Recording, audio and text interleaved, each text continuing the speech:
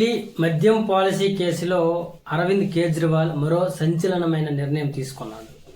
ఢిల్లీ హైకోర్టులో జరగనున్న విచారణకు హాజరు కావడానికి ఆయన నిరాకరించాడు.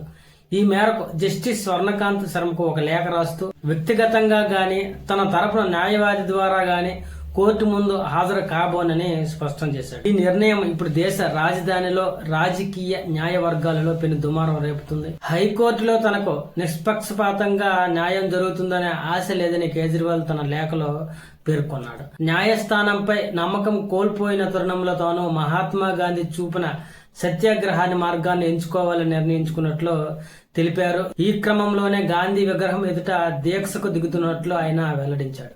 జీవితంలో కొన్నిసార్లు గెలుపు ఓటముల కంటే సిద్ధాంతాలే ముఖ్యం, కష్టమైనా సరే సత్య మార్గంలోనే నడవడానికి నిర్ణయించుకున్నానని ఆయన వ్యాఖ్యానించాడు. అలాగే గతంలో తనపై నమోదైన తప్పుడు కేసుల్లో న్యాయస్థానాలు నిర్దోషిగా ప్రకటించాయని గుర్తు చేసిన కేజ్రీవాల్ ప్రస్తుత కేసు మళ్లీ జస్టిస్ స్వర్ణకాంత శర్మ ముందుకు రావడంపై అసహనం వ్యక్తం చేశారు.